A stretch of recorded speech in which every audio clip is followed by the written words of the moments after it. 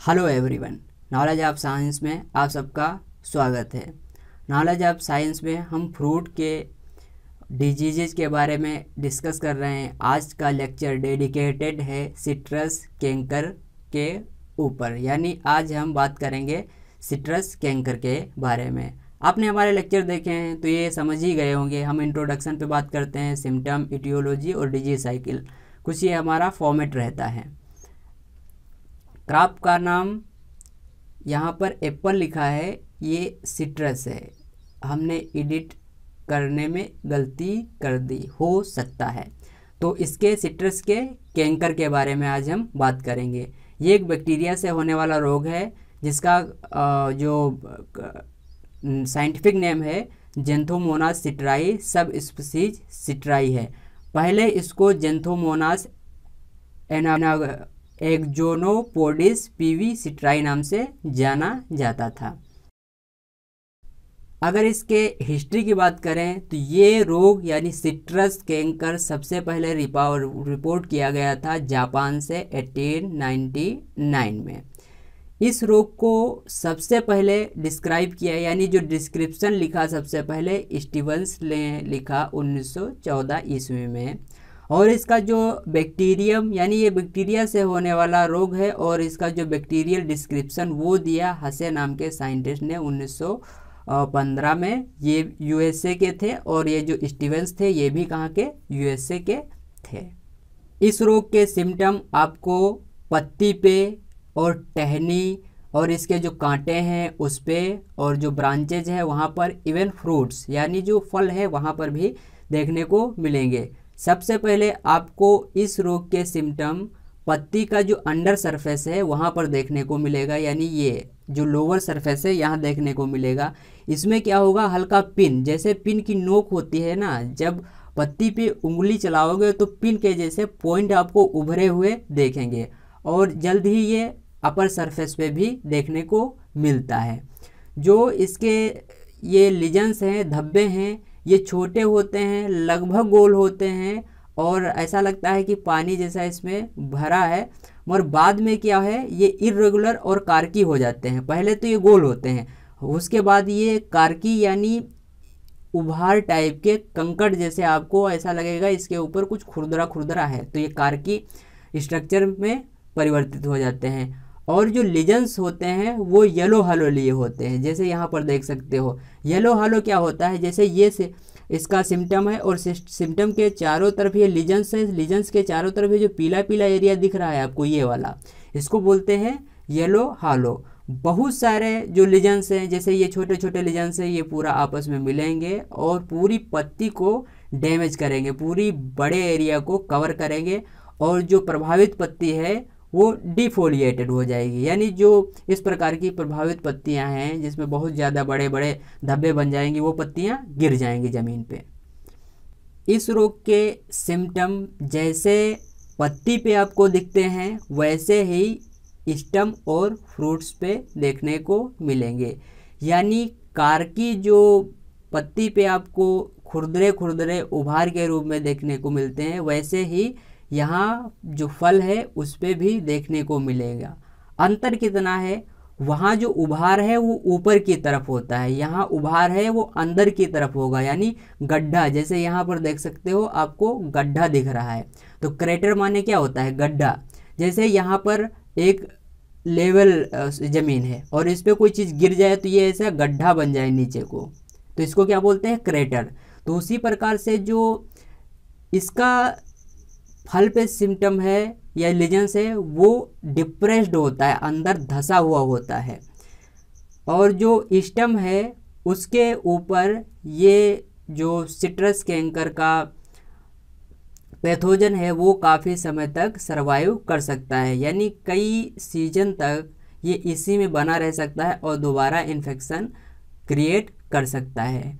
जो infected fruits हैं वो पकने से पहले, इस प्रकार के जो फल हैं वो पकने से पहले गिर जाते हैं, और अगर नहीं भी गिरते हैं तो मार्केट में उनका जो प्राइस है वो लेस होता है। आप जानते हो जो अच्छा आपको दिखेगा लेमन, जो आपको अच्छा सिट्रस दिखेगा वही आप खरीदोगे, उसी के ज़्यादा पैसे दोगे। अगर आपको इस प्रकार के खुरदरे टाइप के दे दे दुकानदार तो क्या करोगे, अरे यार हमको नहीं लेना है, ये बहुत बेकार है, कम लगाओ, इसका बेकार भी है और इतने पैसे लगा रहे हो, तो क्या करोगे आप उसका प्राइस कम लगा के लोगे। तो इसीलिए इसका जो प्राइस है वो आपको कम प्राइस हो जाता है इस रोग के वजह से। इटियोलॉजी में क्या होता है, इसकी कॉलोनी जो है गोल होती है, उभरी होती है और कॉलोनी का जो कलर स्ट्रा येलो या एम्बर येलो कलर होता है। यहाँ पर देख सकते हो ये Xanthomonas citri sub species citri का कॉलोनी है। ये ग्राम नेगेटिव होता है, रॉड शेप्ड होता है।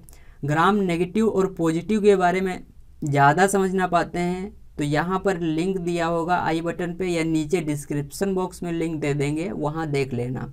ग्राम पॉजिटिव और नेगेटिव क्या होता है, ये एरोबिक बैक्टीरिया होता है, यानी इसके रिस्पिरेशन के लिए हवा चाहिए। अगर इसको ऑक्सीजन नहीं मिल पा रही है तो ये क्या करेगा, सर्वाइव नहीं कर सकता, इसीलिए इसको बोलते हैं एरोबिक। और इसमें एक ही फ्लैजिला पाया जाता है, उसी से ये मोटाइल होता है, यानी ये बैक्टीरिया है और इसमें एक कोने पे ऐसा फ्लैजिला पाया जाएगा। उस कंडीशन को बोलते हैं मोनोट्राइकस कंडीशन। येलो कलर का जो बैक्टीरिया कॉलोनी है वो इसमें एक पिगमेंट होता है जेंथोमोनाडिन, यानी जो जेंथोमोनाडिन है उसके वजह से इसका ये जो कॉलोनी है इसका कलर पीला होता है। साथियों अगर इसके डिजीज साइकिल के बात करें तो इसका जो बैक्टीरिया है लंबे समय तक सर्वाइव कर सकता है पत्ती, टहनियों, फ्रूट पे, इवन सोयल, यानी सोयल में भी ये 4 to 5 ईयर्स के लिए सर्वाइव कर सकता है और वहाँ से प्राइमरी इनाकुलम बना के प्राइमरी इन्फेक्शन स्टार्ट कर सकता है। और जब बैक्टीरिया ग्रो करेगा और ग्रो करने के बाद ये इंटर करता है, एक तो जो स्टोमेटा लीफ पे होता है वहाँ से, या फिर कोई कीड़े के द्वारा घाव बना दिया जाए, जैसे ये तना है और तने पे कोई इंसेक्ट आके यहाँ पर घाव कर दे तो यहाँ से भी बैक्टीरिया इसका इंटर होता है। और या फिर इसमें जो कांटे होते हैं, देखा होगा आपने, जो नींबू होता है तो नींबू के पेड़ में कांटे होते हैं, वो कांटे आपस में अगर इधर लग जाएं तो एक घाव बन जाता है, यहाँ पर टूट फूट हो जाएगी, तो भी क्या होगा, यहाँ से बैक्टीरिया की एंट्री हो जाती है। और फिर क्या होता है, सेकेंडरी इन्फेक्शन, जो बैक्टीरिया है यानी जो मोनोट्राइकस बैक्टीरिया है वो जितना बरसात होगी वो एक स्थान से दूसरे स्थान पे जाएगा और सेकेंडरी इन्फेक्शन सेकेंडरी इनाकुलम के द्वारा करेगा। यहाँ आप चीज़ें बिल्कुल क्लियर तरीके से देख सकते हो। यहाँ पर जैसे ये घाव बन गया तो ये क्या करेगा, बैक्टीरिया इसमें इंटर करेगा और इंटर करने के बाद कॉलोनी बनाएगा। कॉलोनी बनाने के बाद इस प्रकार का मोनोट्राइकस बैक्टीरिया बनेगा और मोनोट्राइकस बैक्टीरिया प्लांट को इन्फेक्ट करेगा। कहाँ, स्टोमेटा, ये देखो यहाँ पर स्टोमेटा है, इसके अंदर ये इंटर करेगा और यहाँ इन्फेक्शन करेगा, प्राइमरी इन्फेक्शन। उसके बाद क्या होगा, ये प्राइमरी इन्फेक्शन के बाद फिर बढ़ेगा, वहीं फल पे या पत्ती पे बढ़ेगा, तो फल और पत्ती पे जो धब्बे हैं उसके ऊपर जो बैक्टीरिया है वो बरसात में क्या करेगा, एक स्थान से, यानी यहाँ पर मान लो ये हेल्दी पौधा है, यहाँ पर ये इन्फेक्टेड पौधा है, तो ये जब बरसात होगी तो ये इस पौधे से इस पौधे पे हवा के द्वारा इसकी जो बूंदें हैं या फिर और किसी तरीके से आ जाता है। और प्रूनिंग करते समय जैसे हमने यहाँ पर प्रूनिंग की, ये पेड़ है, यहाँ पर कोई टहनी काटी और वहाँ पर बैक्टीरिया था और उसी से हमने इस जगह की प्रूनिंग की, यहाँ पर भी इस टहनी को काटा तो ये वाला बैक्टीरिया इसको टच कर जाएगा और इसमें इन्फेक्शन करेगा। तो इस प्रकार से ये पूरा चलता है इसका डिजीज साइकिल। जो हमने पीछे दिखाए इमेजेज वो थोड़े छोटे छोटे थे, आप यहाँ क्लियर देख सकते हो।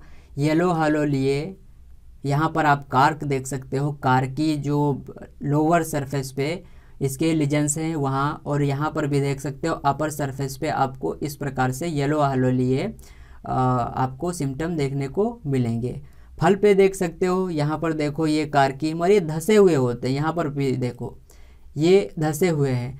इसमें लिखा है विदाउट येलो हालो, मगर मुझे तो दिखता है कि जो इसका जो लीजेंस है, चाहे यहाँ पर हो, यहाँ पर हो, यहाँ पर, इसमें सब में येलो हालो है। पता नहीं ऐसा क्यों। मैंने जो अपना मटेरियल गैदरिंग करने के समय देखा तो उसमें विदाउट येलो हालो था, तो आप इसको अपनी तरफ से देख लेना। स्टम्प पे आपको इस प्रकार से देखने को मिलेगा इसके, और यहाँ पर ये इस प्रकार से कैंकर आपको देखने को मिल जाएगा। अब हम बात करते हैं उन लोगों के लिए जो कहते हैं मैनेजमेंट भी चाहिए। मैं चाहूँ तो आपको किताब में लिखा हुआ बुकिश नॉलेज रोज़ आपको हर चीज़ का मैनेजमेंट दूँ, मगर मैं नहीं चाहता हूँ। ये जो वर्क कर रहा हूँ आप देख रहे हो, इस पे 2 व्यूज़, 4 व्यूज़, 10 व्यूज़, 20 व्यूज़ ऐसे आते हैं, मगर ये मेरा पैशन है करने का, इसीलिए मैं कर रहा हूँ।